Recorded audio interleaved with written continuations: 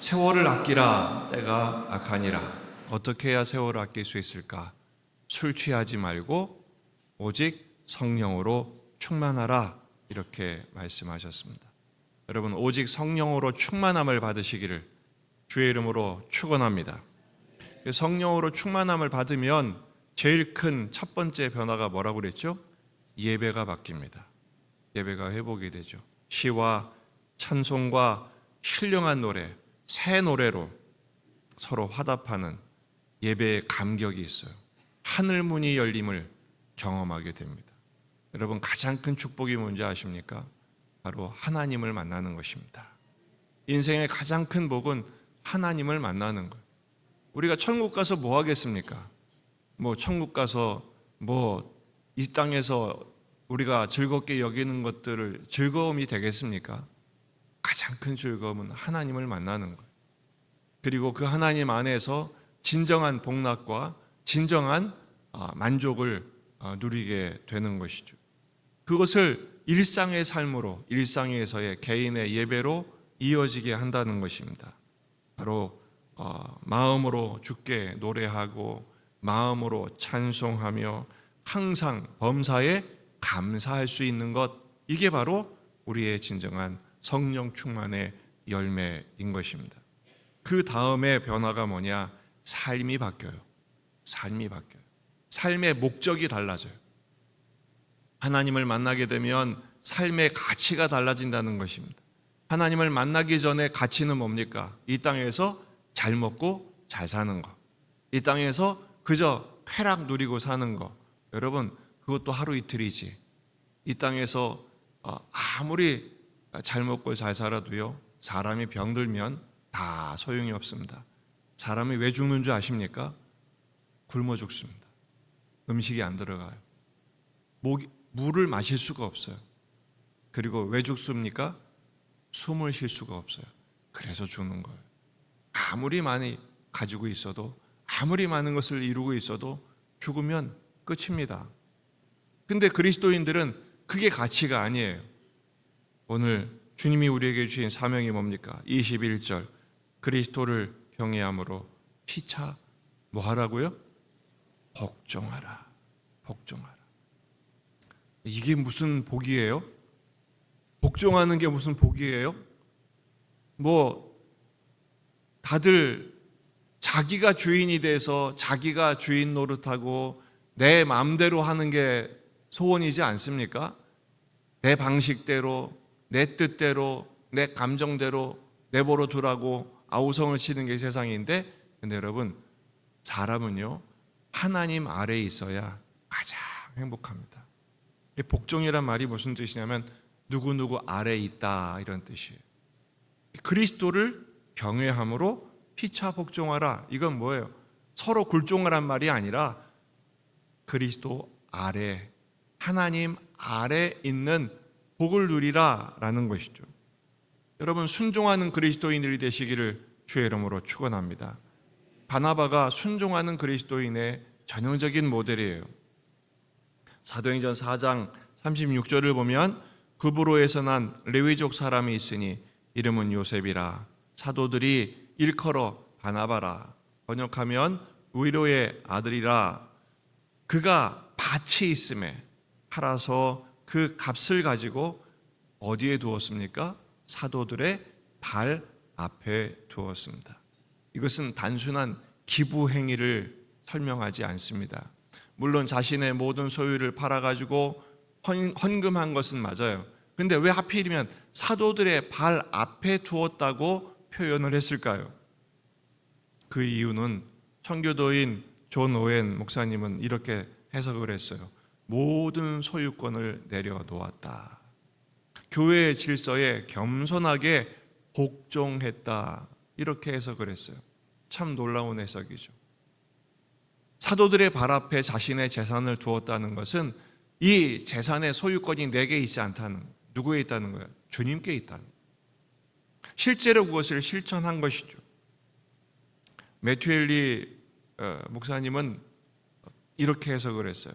사람들이 머리에 이고 사는 재물을 오히려 발 아래 둠으로써 이제 지금부터 나는 돈의 지배를 받지 않고 하나님의 다스림을 받겠습니다.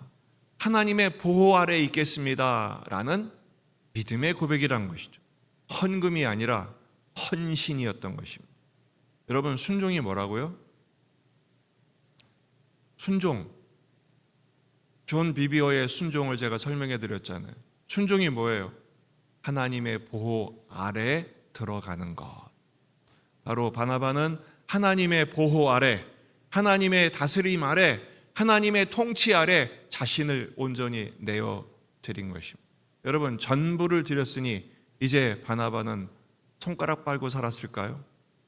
이후 굶어 죽었다, 쪽박을 찼다, 이런 말이 나옵니까? 아닙니다. 오히려 바나바는 초대교회의 지도자로서 바울과 함께 초대교회에 하나님이 기뻐하시는 선교사로서 그의 일생을 가장 아름답고 가장 윤택하고 가장 행복하게 하나님께 쓰임받는 축복을 누린 줄로 믿습니다. 바로 이것이 중요합니다. 그리스도를 경외함으로 피차 복종하라. 여러분, 에베소서를 보면 이후에 22절부터 33절은 남편과 아내와의 관계를 설명해요. 6장 1절부터 4절은 자녀와 부모와의 관계를 설명해요. 5절부터 9절은 주종관계, 직장 생활은 어떻게 할 것이냐. 그리고 10절부터 20절은 우리의 영적인 전투에 대해서 설명을 해요. 이 모든 우리의 삶의 모든 양태들을 어떻게 아름답고 복되게 꾸려갈 수 있을 것이냐. 성령 충만한 결과는 삶으로 이어진다는 거예요. 여러분, 이 시대의 남편과 아내는 어떤 관계입니까? 서로 위에 올라가려고, 서로 기득권을 조종 관계가 돼가지고 내 말을 들어라, 내 말 안 들면 이제 아무것도 아니다, 서로 싸우고 그리고 헤어지고. 그게 뭡니까? 가장 행복해야 할, 가장 아름다운 에덴의 모습이 회복되어야 할 가정이 왜 깨집니까? 피차 복종한 것이 아니라 피차 분림하려고. 그러다 보니 그런 일이 생기는 거예요. 그럼 남편과 아내가 서로 복종하는 원리가 뭡니까? 남편은 그리스도께서 교회를 사랑하시듯이, 아내는 그리스도께 하듯 남편에게 복종하는, 피차 복종하는 거예요. 그게 뭡니까? 서로 아래 들어가는 거예요. 섬기는 거죠. 여러분, 언제 사랑의 열매가 풍성해집니까? 섬길 때예요. 근데 이 사랑을 감정적으로만 푸니까 문제가 생기는 것입니다. 감정은 어떻게 보면 호르몬의 변화에 의한 거예요. 사람은 자꾸 바뀝니다.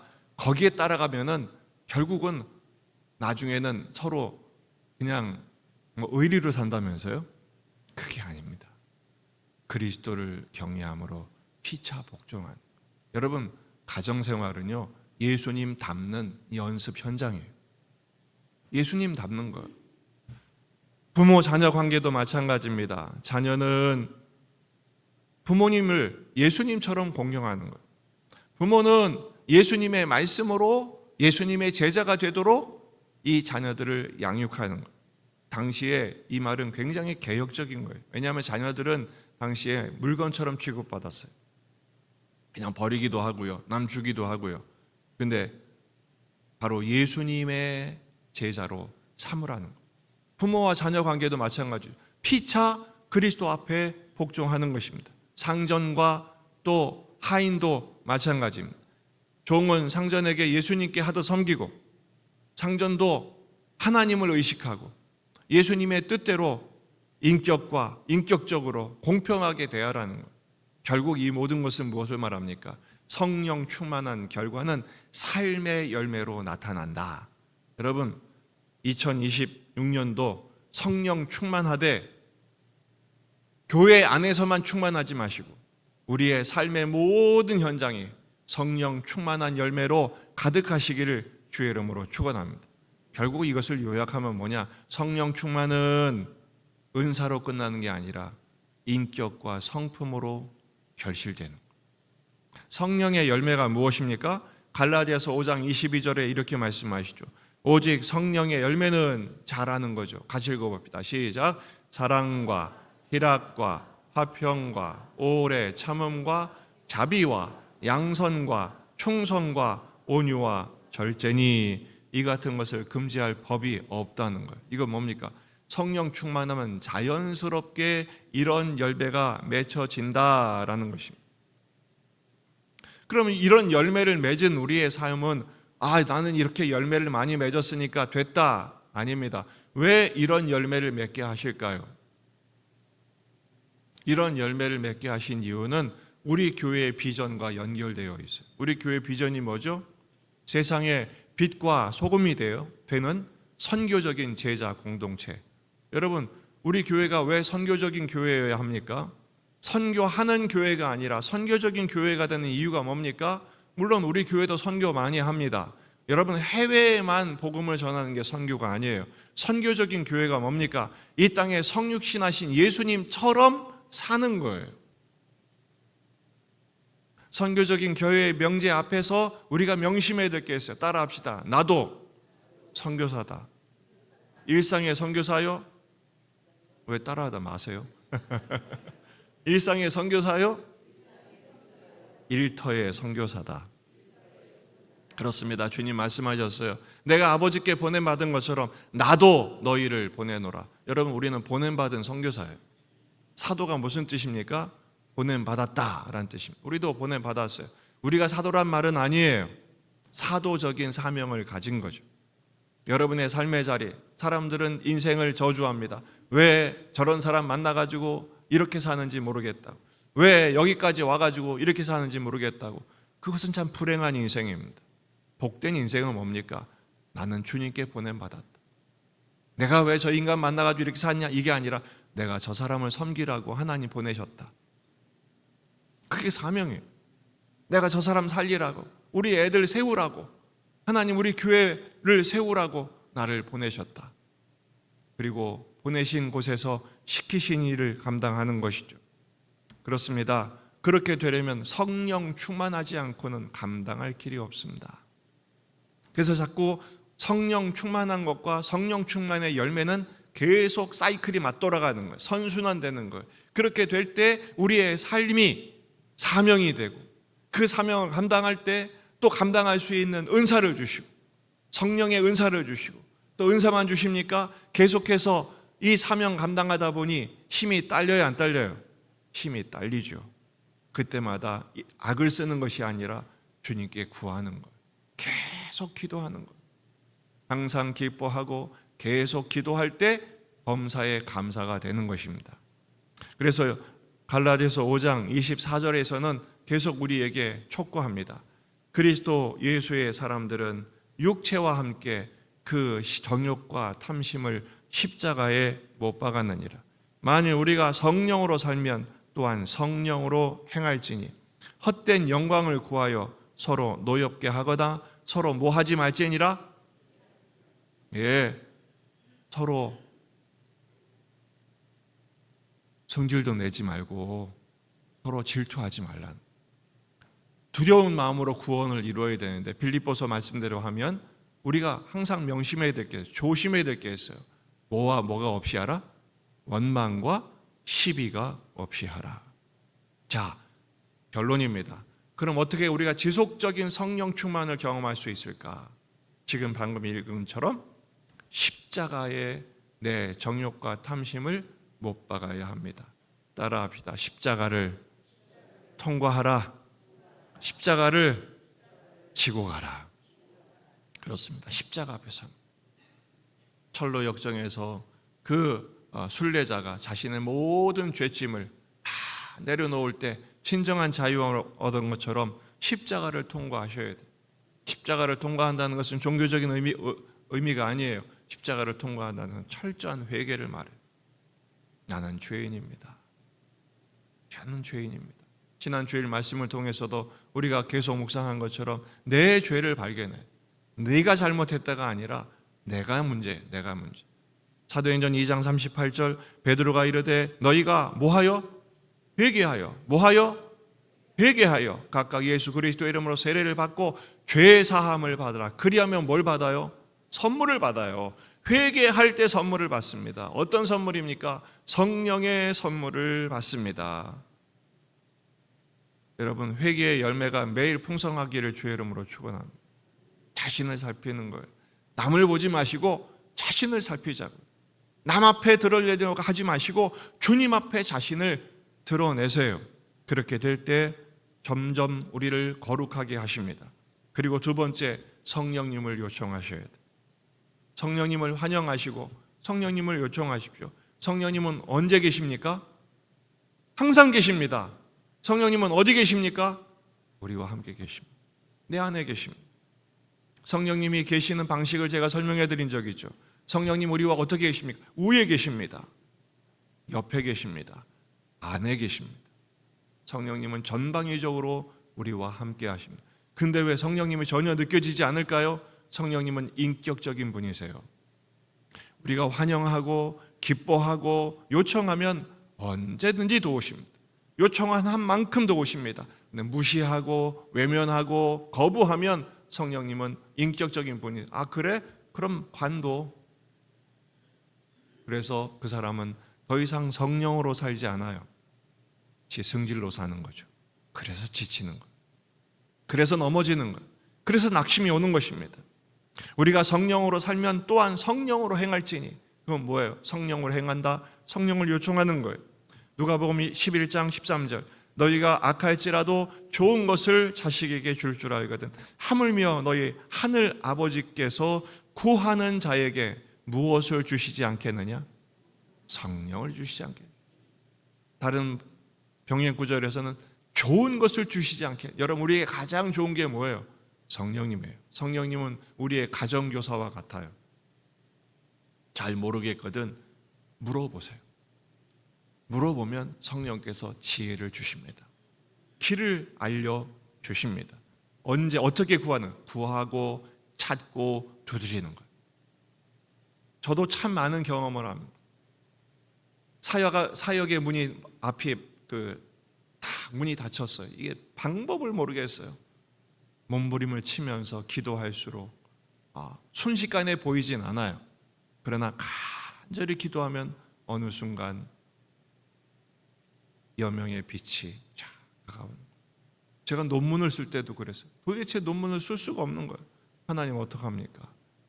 그냥 기도했어요. 정말 기도했어요. 놀랍게도요, 키보드를 두드리니까 문장이 써지더라고요. 물론 공부도 하고 연구도 하고 리서치 많이 하고 하지만, 근데 놀라운 사실은 성령께 간구하면 알려주신다. 관계의 문도 마찬가지. 여러분, 지금까지 살아온 게 여러분 방법으로 살아온 것 같아요? 천만의 말씀. 따라합시다. 성령님이 도우셨고 이끄셨고 붙드셨다. 여러분, 내년 한 해도 그렇게 인도하실 줄 믿습니다. 우리의 삶의 현실은요, 답답하게 짝이 없습니다. 앞이 보이지 않아요. 모든 지표가 그래요. 우리나라 보세요. 지금 사방으로 꽉 둘러막혀 있어요. 꼭 우리 현실하고 똑같아요. 근데 여러분, 우리는 누구 믿고 가는 거예요? 성삼위의 하나님 믿고 가는 거예요. 성령께서 붙들어 주실 줄 믿습니다. 기도하십시오. 부르짖으십시오. 다윗처럼 꽉 막힌 그 동굴이란 건 어디예요? 동굴에 들어간 그 이유가 뭐예요? 인생의 막장이에요. 그래서 제가 아는 태백 사람들은요, 옥수수도 안 먹어요. 감자도 안 먹어요. 그 맛있는 걸 안 먹어요. 왜 안 먹냐? 지긋지긋하대요. 왜냐하면 인생의 막장에 간 사람들, 그곳에 자기들이 스스로 하는 말이에요. 지긋지긋하다. 근데 여러분, 우리 그리스도인들은 인생의 끝이 시작이에요. 왜요? 내 힘으로 살지 않고 성령께서 인도하신 대로 사는 법을 배우는 것. 그것을 터득하시기를 주의 이름으로 축원합니다. 세 번째는 성령의 인도하심에 순종하는 것. 그리스도를 경외함으로 피차 복종하라. 이건 뭐예요? 실제적으로 성령께서 감동하시고 성령의 인도하심을 따라 사는 법을 배우는 거예요. 에베소 4장 30절, 하나님의 성령을 근심하게 하지 말라. 이건 뭐예요? 성령의 인도하심을 따라가라 라는 거. 바울이요, 왜 선교를 했을까요? 성령의 인도하심을 따라간 거예요. 성령이 명령하신 대로 순종한 거예요. 그런데 성령님이 항상 인도만 하시지 않아요. 맡기도 하세요. 맡기도 하세요. 분명히 아시아에서 복음을 전했는데 선교의 결실이 어마어마했어요. 교회들이 점점 믿음이 강건해져 가고 교회들의 수가 점점 늘어났어요. 근데 갑자기 성령께서 어제까지 인도하셨는데 오늘부터 성령님이 그 선교를 막는 거예요. 허락하지 않으시는 거예요. 그리고 밤에 환상을 보게 하시는데 마게도냐 사람들이 환상에 있죠. 건너와서 우리를 도우라. 이때 바울이 알아챕니다. 아하, 여기까지구나. 여기까지구나. 여러분, 하나님께서 우리 인생을 인도하기도 하시지만 막기도 하세요. 그때 우리는 알아차야 돼요. 지금 이 길을 막으면 뭐가 있다는 거예요? 다른 길이 있다는 거예요. 고집 부리지 마시고 주님이 인도하시면 막는 것도 인도해요. 여러분, 기도 응답에 하나님이 응답하지 않는 거부도 응답이에요. 왠지 아십니까? 우리에게 해롭기 때문에. 아니면 하나님의 더 높은 뜻이 있기 때문에. 그때 바울 사도가 이렇게 확정을 합니다. 사도행전 16장 9절, 바울이 그 환상을 보았을 때 우리가 곧 마게도냐로 떠나기를 힘쓰니, 방향을 바꾼 거죠. 왜냐하면 하나님이 저 사람들에게도 복음을 전하라고 우리를 부르신 줄로 인정함이라. 하나님은 막기도 하세요. 인도하기도 하지만 막기도 하세요. 왜 막으시는가? 다른 길을 여시는 거예요. 결국 그 막힌 길을 지나서 하나님이 새롭게 여신 길로 순종하니 어떻게 됩니까? 아시아 선교에서 유럽 선교의 새로운 지평이 열리게 되는 것입니다. 여러분, 그렇다고 우리가 다 유럽으로 갈 필요는 없어요. 하나님이 왜 우리 인생의 쓴맛을 보게 하실까? 불통을 허락하실까? 왜 역경을 허락하실까? 그 이유는 지경을 넓히시기 위함.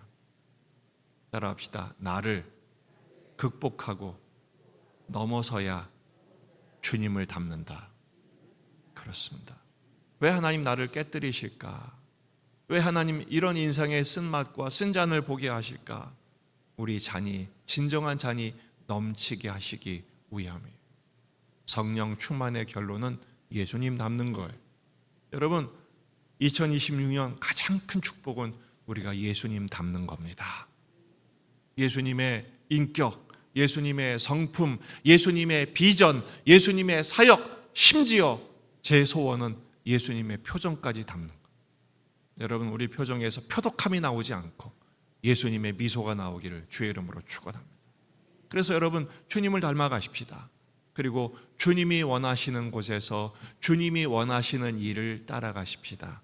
그리스도를 경외함으로 피차 복종하여 예수로 충만한 성령 충만의 사람들 다 되시기를 주의 이름으로 축원합니다. 찬양하십시다. 오늘 저녁 송구영신 예배는 11시에 시작이 됩니다. 수요 예배는 없습니다. 11시에 함께 예배하고 성찬하고 또 가정 축복에 참여하시기를 바랍니다.